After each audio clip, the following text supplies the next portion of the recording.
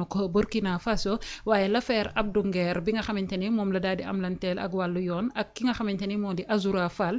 téye ba ñu ko téye ca yoon ak bàyyib négandiku giñ ko may demuk Ousmane Sonko visite ba mu ko daal di amaloon ba xam dafa daal di am ab influence ci dossier mam déet loolee lépp bu ko defee nga daal di koy leeral ñu tijjilaatal suñu ay fidèle internaute li nga xamante ni moom moo di ligne bi bu ko defee ñu daal di koy waxtaanee laataa ñuy yëkkati jataay bi allez-y Alaaji Rawaan yaa ngi woon fu am solo ci demuk Ousmane Sonko ca diwaanu Burkina. waaw tout à fait j'espère que cette fois-ci kii na donc mi ngi noonu en tout cas ñu ngi koy tuubal gars yi bu baax a baax waaw xam naa loolu la nag moom mi ngi noonu rubaama catu ruba mi ngi woon ci gars yi mu ngi ci gars yi mu ngi ci gars yi mi ngi noonu en tout cas voilà donc premièrement est-ce que du ma reprendre l'argumentaire. Allez-y. Voilà donc je disais au départ que ni réponse bi may apporter peut-être à Moustapha Diakhaté mooy que ni Moustapha il faut comme la ma ko waxoon rek bu muy soog a génn de prison ma ne que nag wax dëgg yàlla mag nga. Actuellement il faut nga am tax posture mag. sóor njaboot gi. parce que am na wax yoo xamante ne c'est-à-dire da nga koy wax midi une minute ñu démonter ko teg de l'autre côté. c'est-à-dire Moustapha Diakhaté moo fi ne woon du temps de Macky Sall bi ñuy manifester. mu ne ku fi ñi nga xamante ni ñooy manifester kuñ ci war a jàpp danañ la jàpp kuñ ci war a tëj danañ la tëj kuñ ci war a rey danañ la rey. loolu ce sont ces mots moom moo ko waxoon. manifestants yi nag jàkkaarloo woon avec le régime de Macky Sall ñu gis ne ñi dee ci biir manifestants yi donc mën nañu supposer que ni. donc ña doon rey xanaa ci Macky lañ faroon te bu deekee ni loolu mooy dëgg te nii ak loi d'amnistie bi ni mu demee tout ça danañ ci enquête su boobaa moom régime am kon c'est un régime taché de sang comme régime taché de sang la kon Sénégal moom kenn waru fi woon teg tànkam ça c'est un deuxièmement mooy Sénégal nag yàgg naa collaborer nag ak ay dictateurs wala boog astafurlah entre guillemets dictateur entre guillemets parce que Sénégal tamit moo dictateur sax dañ cee yomb di ko tuddee nit mais yàgg nañoo collaborer ak ñoo xamante ne c'est des putschistes ñoo xamante ni dañoo def nu ma koy tuddeeti coup d'état ñëw au pouvoir je rappelle que Amadou Toumane Touré mi ngi ñu denc fii Sénégal bi mu ñëw au pouvoir par putsch la ñëwee au pouvoir après daal di organiser ay élections joxe pouvoir bi mu dellu siwaatee la koy jëlee ci pouvoir bi putsch moo ko fa jëlee boo demee fii effectivement en Guinée pareil xam nga donc le fait que nit nekk ñëw au pouvoir par putsch ça ne veut pas dire que ni effectivement da nga koy jël daal di koy sànni de l'autre côté parce que de toute façon tu devras traiter ak moom parce que xam nga lu tax c'est-à-dire nous appartenons à un même espace géographique boo xamante ni on est obligé de cohabiter Sénégal nag dafa am la diplomatie xam nga pays boo jël dafa am lu ñuy wax la politique extérieure politique extérieure nag li koy doxal mooy la diplomatie boobu Sénégal dafa bokk ci point yi nga xamante ni noonu lay doxalee diplomatie yoom mooy ce qu'on appelle la diplomatie de bon voisinage mooy ñi ma wër damay nekk ak ñoom ci jàmm te loolu nag wax dëgg yàlla Macky def na ci liggéey bu am solo ngir effriter loolu ngir yàq loolu parce que Mali ñoo demandoo à l'indépendance bi ñu amee problème ni mu def mooy embargo ko tout en sachant que chaque jour au moins à l'époque il y avait 400 camions qui quittaient le port pour dem au Mali nga xañ ko Sénégal juste pourquoi pour topp un président muy le président Ouattara nga xamante ni moom bi muy ñëw au pouvoir dafa xeex defal coup d'état mais dafa xeex ak Laurent Gbagbo plus de 7000 morts en Côte d'Ivoire pour mu yegsi au pouvoir kooku je pense que régime am taché na de sang mieux mu changer la constitution pour mën a maintenir au pouvoir pour mën a def troisième candidature ce qu'on appelle maintenant familièrement coup d'état constitutionnel pourtant biir Côte d'Ivoire boobu Macky Sall am na fa kër te ba mu fay am kër boobu mi ngi nekk président de la République di demalante Ouattara di dikkalante Ouattara Alpha Condé da doon demalante Sénégal di diggante Sénégal te pourtant troisième candidature am bii ñu ko coup d'état wee dañ ne coup d'état constitutionnel la parce que dafa changer la constitution léegi nag dafa am benn à un certain moment une question qui se pose mooy ndax régime bi fi nekk légal na ñu ne waaw ndax légitime na ñu ne déedéet ñii nag ni ñu ñëwee au pouvoir certes c'est pas légitime c'est pas légal mais c'est légitime parce que peuple bee ko ànd ak ñoom bërki Dembo Ndiaye ñi ngi jéem a attenter pour coup d'état Ibrahima Traoré mais peuple bee jóg taxaw ne du fi amee xam la Gabon dem nañu fa bërki démb benn Sénégalais déggoo mu wax le président a gagné les élections à plus de 98% kenn waxul pourtant il est venu au pouvoir par un coup d'état dafa coup d'état Ali Bongo c'est-à-dire ñun ñooy def di choisir ay combat ak di choisir kan la ñuy taxé ne kii moo bon ak kii moo baax tey Sénégal dañoo bokk ci benn sous-région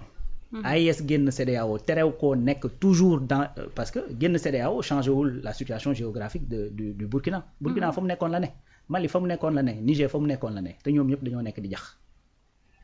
Il y a un message très fort qui a été envoyé par le premier ministre bi muy dem dafa ànd ak Yacine Fall dafa ànd ak général Birame Diop ba mu demee foofu Burkina la mu fa wax mooy. Afrique Khady Diène c'est-à-dire li tax ma taxaw ci ñaan ñële. c'est parce que dafa am fu ma jëm. bi mu demee foofu dafa wax ne dañoo am ñaari problème en Afrique. Afrique amuñu problème ñaari problème yi la ñu am problème de sécurité et problème économique te loolu mooy dëgg lu tax sur les 25 pays les plus pauvres du monde boo jëlee les 24 boo defee naa Afrique lañ ne on a un problème économique et on a un problème de sécurité parce que Sahel ku ne xam na ne actuellement jaxasoo na. mais loolu Sénégal da ciy am rôle c'est-à-dire dafa am benn diplomatie boo xamante ni c'est-à-dire il faut Sénégal taxawaat ko pour rayonnement bi nga xamante ne amoon nañ ko te mu tàmbale woon di yàqu mais rayonnement boobu ñu mën koo am parce que mënoo woote nag souverainisme woote panafricanisme Burkina di tàkk Mali di tàkk Niger di tàkk nga ni man sama yoon nekk ci croiser les bras Mali ba mu njëkkee am problème yëf yi tàmbali mais Sénégal dafa yónnee ay militaires. te loolu Macky Sall la fa fekkoon donc pourquoi néewuñu suñu yoon nekk ci Mali lay xewee. parce que notre intérêt est menacé. mais c'est tout simplement ça. l'économie du Sénégal. c'est-à-dire àddina moo toll foo xamante ni. c'est le monde des ensembles. c'est-à-dire bu ngeen demul ensemble effectivement li ñuy tuddee le concert des nations c'est-à-dire tu deviens faible. te loolu nag effectivement le nouveau dirigeant africain loolu lañ comprendre c'est-à-dire à un certain moment il faut que cette légalité là bi nga xamante ni à outrance moom la ñuy topp. et d'autant plus que ci ñi ñu koy toppee c'est des gens yoo xamante ni. cette légalité même duñ ko respecter. du dëgg. donc Ibrahima Traoré. nga bëgg ko moo nekk actuellement président Burkina. nga bañ ko moo nekk actuellement président Burkina est-ce que léegi au nom de ça. pourtant Sénégal actuellement. nii may wax ak yow. Sénégal am na ay coopération ak Israël. Moustapha Diakhaté est-ce que dafa jóg ne dagg leen coopération ak Israël. parce que Israël mi ngi def li muy def fële. en Palestine. déggoo ko du tout xam la bi nga xamante ni tey France mi ngi dem ak Angleterre dem bombarder Libye jaxase nga xamante ni ñoo jaxase Sahel bi ni mu parce que ci loolu la jógee c'est les conséquences mais il fallait effectivement dénoncer ça plutôt que Ousmane Sonko dem na effectivement Burkina pour tendre la main en plus c'est-à-dire c'est un autre signal qu'on va envoyer à l'Occident xam nga mooy lan. nous pays africains on va plus permettre benn pays bu nekk Occident menacer un pays africain ñun les autres africains toog di seetaan c'est-à-dire bis bu ngeen menacé ba ni da ngeen di ñëw di dal suñu kaw vous allez ku ngeen di dal ay nit yu nekk ensemble ngeen di dal. doonatul benn pays ngay dal ci kawam. très bien récemment mais ay ensemble de pays ngay dal ci seen kaw. récemment on a vu un général. de l'armée américaine mais menacer directement le président bi nga xamante ne moo nekk Burkina. Thomas Sankara mii nga xamante ne moom la ñuy màggal. ba tax ñu invité ko mais en direct yaa ngi dégg. mais la ko François Mitterrand menacé ay menaces à peine voilées parce que c'était un dîner de gala boo xamante ni Thomas Sankara a pris la parole et a affiché franchement effectivement la volonté du Burkina de se départir de la France li mu ko wax mooy da ngay xale da ngay soog a ñëw au pouvoir nangam et après qu'est-ce qui s'est passé mais li xew ni mooy rey ko froidement et puis empêcher l'Afrique d'avoir un leader boo xamante dina mën a booster effectivement chez les Africains un certain soubresaut patriotique. Burkina Faso loolu moo ko indi Burkina tudd woon Burkina. en 1984 la ñu changé Burkina et comment ça s'appelle maintenant Burkina Faso la patrie des hommes intègres loolu rek c'est un message. tey yow bu fekkee da nga nekk le président de la patrie des hommes intègres xanaa di nga def lépp ba mu des ñàkk intégrité. c'est-à-dire ça c'est des messages c'est des pistes yoo xamante ni pour man c'est-à-dire encourager coup d'état c'est pas da ngay dem chez quelqu'un qui a fait un coup d'état que da ngay encourager un coup d'état ça n'a absolument rien à voir kon mën nañ ne képp koo xamante ni dafa ñëwoon Sénégal après les manifestations de 2021 da ngay encourager à ce que Macky Sall continue de mater le peuple et pourtant les gens ont continué à venir ici tey Paul Kagame il a fait combien de mandats kan moo mën a def dara Afrique fu te doo ko ci boole pourtant il est à son 4e ou à son 5e mandat je sais plus mënoo wax Afrique te doo ko ci boole demal Guinée équatoriale le président équato-guinéen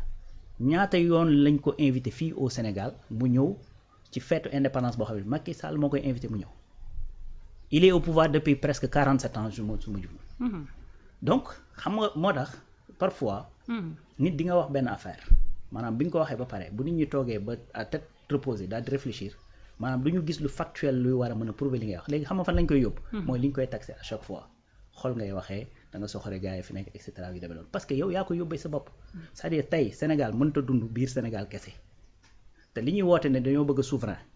buñ ko wootee dafay am ay conséquences parce que pays occidentaux yi dafa am lu ñuy taxawee donc loolu pour ñu mën cee yegg nag c'est-à-dire Afrique faaw mu am doole te Afrique pour mu am doole il faut ay doomi Afrique booloo te tey jii comme yàlla dogal na Sénégal am na au moins kenn koo xamante ni au-delà des frontières nit ñi jox nañ ko nopp jox nañ ko benn gët c'est-à-dire il faut que cet élan là de conscientisation de l'Africain mais ñooñu jouer ko pleinement tey Burkina tal nañ leneen lu dul Sénégal duñ jàppale à son excellence monsieur le président du Burkina Faso bu ñooñu noppee ci foofu boo nërmeeloon Ibrahima Boubacar mais da nga foog ne dañuy toog croiser les bras ne duñu xool Sénégal ak Sénégal position stratégique bi moom d'où la nécessité Ousmane Sonko dafa am discours boo xamante ni daf ko tenir ba xamal président bi daan ne ko dinañ leen jàppale ci xeex li nga xamante ne moom moo di wàllum terrorisme Ousmane Sonko di dem daal di lancer waale benn message ànd ak le général bi nga xamante ne moom moo di Birame Diop nan lañ ci war a mën a taxawee ba xeex li nga xamante ne nii moom moo di la porosité de nos frontières ak li nga xamante ne yaa ngi koy wax sànq muy Sahel bi coow li nga xamante ne moo ci am déjà xam nga Sénégal position bi mu am dafa nekk position bu stratégique c'est-à-dire à partir de Sénégal tu peux surveiller toute l'Afrique occidentale te nag wax dëgg yàlla Sénégal nag armée maanaam ci théâtre des opérations ak maintien de paix dans le monde moom ku ne xam na ci li mu ci mën a taxawee c'est-à-dire moo tax ma ne c'est un message très fort le fait que premier ministre Ousmane Sonko dem foofu ànd ak le général Birame Diop parce que au moins ça montre un message comme quoi que ni nous lâcherons pas nos frères africains deux effectivement nous allons mettre suñu ay synergie ensemble pour que li nga xamante ne mooy insécurité bi am Sahel ñu mën ko combattre parce que quand on dit libre circulation des personnes et des biens mais day fekk yoon yi ngay jaar nga mën faa jaar sinon où est la libre circulation su fekkee boo jaaree bu la policier jàppul waa ñi ci ñàll wi un rebelle wala par exemple un djihadiste moo lay jàpp mais où est la sécurité libre circulation des personnes et des biens mënta nekk donc dans ce cas commerce bi mënta nekk te bu fekkee commerce amul entre les peuples mais naka ngay defee de la richesse lu dëgg donc actuellement je pense que c'est un très bon signal qu'envoie le premier ministre Ousmane Sonko en direction de tous les Africains yi nga xamante ni gis nga dafa am benn waa ji wax ne Occident ils n'ont pas besoin d'être présents en Afrique pour contrôler l'Afrique tout ce qu'ils doivent faire mooy diviser les Africains mais quand tu comprends que quand tu es divisé tu es faible même dans la jungle dama ci àll bi ab njaay àll ab gaynde bu dàqee ab troupeau day jéem a isolé ci kenn bu ko isolé jàpp ko tër parce que quand tu es seul tu es faible te fu mu toll nii djihadisme am na doole koo xamante te tamit on peut pas vouloir une chose et son contraire munoo ne France dégage du Sahel on n'a plus besoin de la France fii parce que jugu leen pour sécuriser da ngeen jug pour suñu ay ressources ba pare nag yéen ñi nga xamante ni yéen a seq ressources yooyu du ngeen mutualiser seen force pour sécuriser seen bopp voilà c'est aussi simple que ça y a pas à chercher derrière à chercher lu extraordinaire parce que de toute façon Ibrahima Traoré ne bougera pas il est encore président de la République et jusqu'à ce que mu fay jóge munoo rompre les relations ak ñoom voilà d'accord dañu koy daal di jeexalee ci point boobu wax nga ko bokk na ci Yacine Fall moom moo nekk jëwriñ bi ñu dénk wàllum affaires étrangères ak intégration africaine ngir mu daal di koy doxal ci diwaanu Sénégal délégation bu ni mel boo gisee